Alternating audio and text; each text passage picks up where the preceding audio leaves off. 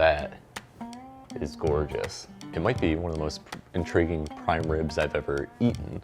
I gotta say, this may be the perfect way to cook a prime rib. That cap looks great. It had a nice layer of protection from the heat here.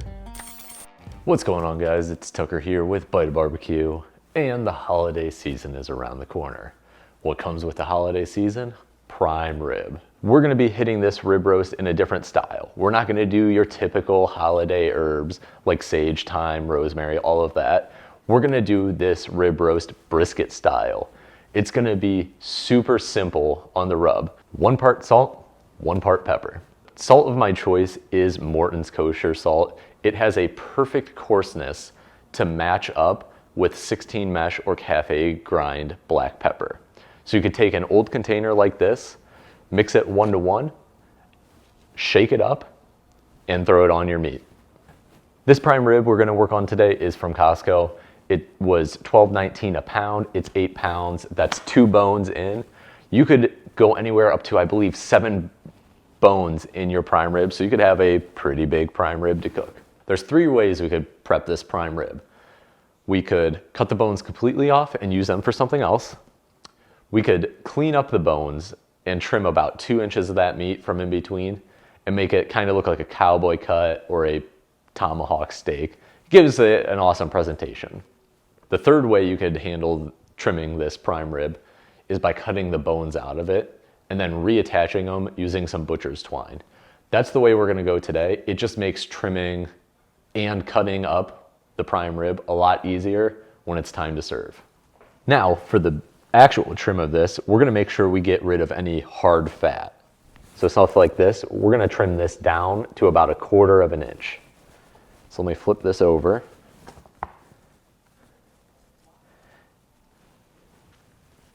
There's not a whole lot on top, but you'll see it's throughout here. So we're gonna give that a little trim. If you screw up a little bit like I did, it's not that big of a deal.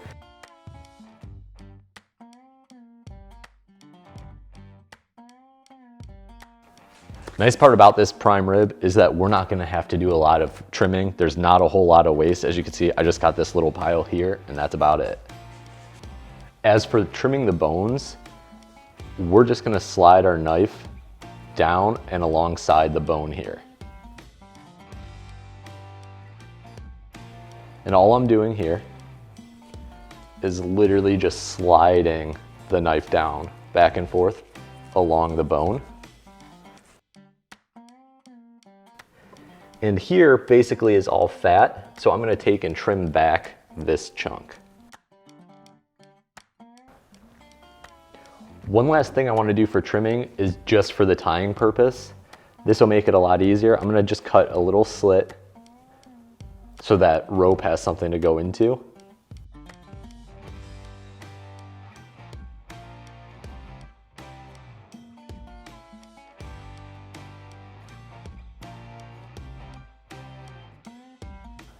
I know I might get chewed out a little bit in the comments here, but I am gonna use some standard yellow mustard for the binder. It might be sacrilegious to put it on a prime rib, but because we're doing it brisket style, we're not gonna have any of that mustard flavor, and it makes a great binder for that salt pepper rub.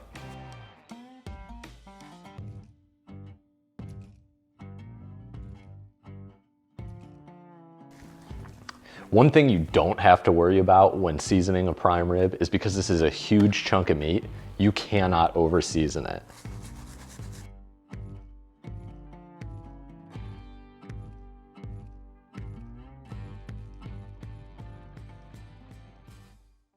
What is the perfect drink to pair with your prime rib, you may ask? Let me tell you, it's whiskey. So today, we're gonna be enhancing that with the Traeger Whiskey Barrel Pellet Blend to get that extra bit of flavor and to tie it in perfectly with that whiskey you're gonna have later. So these Traeger pellets are a maple base with Whistle Pig's oak staves blended in. I think this is gonna add some awesome flavor.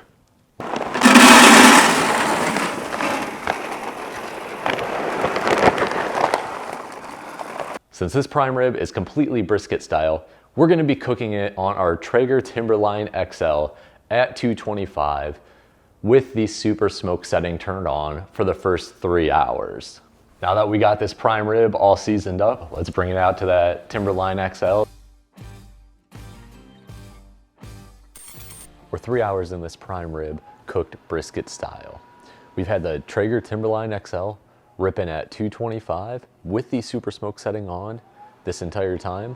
But now we're gonna take a look at it. We're gonna see what our bark is like, and we're gonna take a temperature using our Thermapen 1. So we've got great color. It's kind of looking like a brisket. Let's give it a check on the temperature here.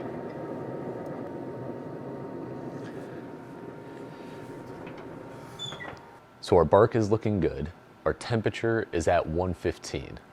Now, this is taking a little bit longer than I thought it would, so we may kick the grill up a little bit, but I'm gonna give it another half hour to see how much we climb. So we're in our 4th hour now. I'm gonna check the temperature again. Our bark is looking awesome. Come on, check this out. That thing is looking like a brisket. We are 9 hours into this prime rib as a brisket cook. Now, the bark looks awesome. The temperature is perfect. We're at 165 and we've hit that stall. So we're gonna take it off the smoker and we're gonna wrap this. Whenever I wrap a brisket, I like to use the South Chicago Packaging Wagyu beef tallow. I throw it in one of these bottles and give it a little squirt for that extra moisture in there.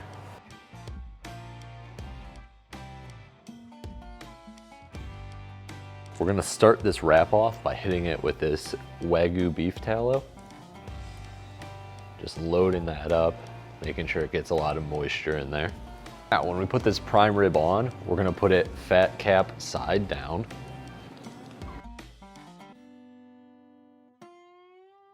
So when we do this wrap, we gotta keep it as tight as possible. So we want most of the Wagyu fat hitting as much as we can of the beef here to keep it nice and moist. But I'm gonna roll it and I'm gonna keep it tight. So I'm always folding and turning in.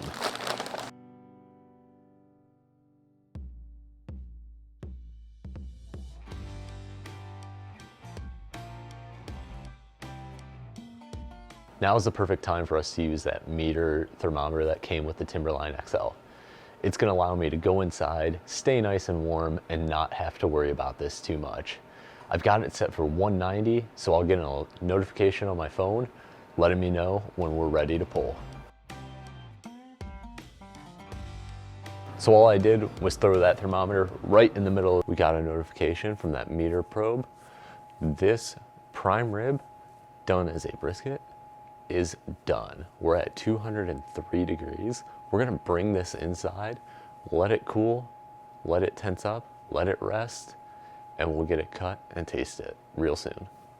I can tell you this butcher paper looks like how a brisket would once it's done. The smell is great. I cannot wait to tear into this thing. All right, so we let our prime rib, that's brisket style, sit for an hour so that it could absorb all that moisture back and have a nice rest. Let's get this thing open and check it out. I'll tell you what, the smell of it is great. I'm super excited about this. Oh, buddy. Look at that. That is gorgeous. Let's go ahead and get this thing sliced. We're gonna take off the strings. Pull those down.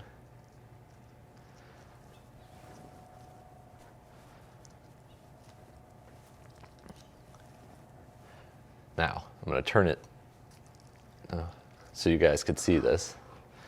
Let's cut this thing right in half. Ooh, falling apart.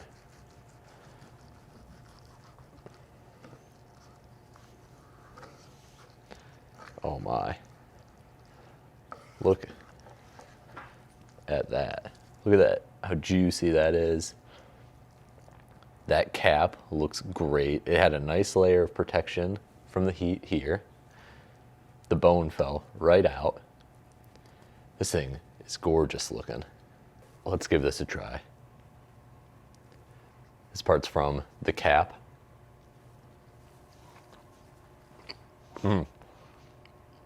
That is,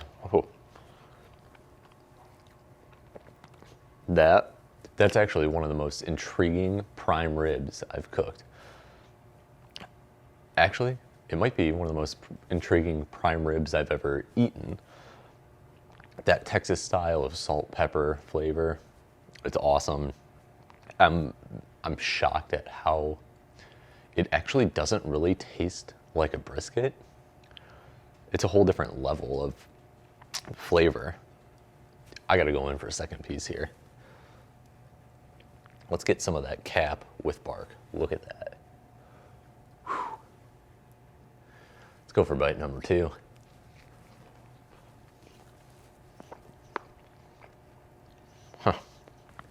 With that bark, it's even better.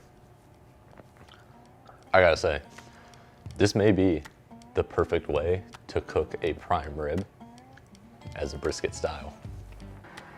So, if you like my take on this prime rib brisket style, make sure you give me a like, a follow, a subscribe, hit that bell for notifications so when you see I make a new video, it pops up for you. Until then, make sure you check out this video up here. It'll be another great recipe for you to try out.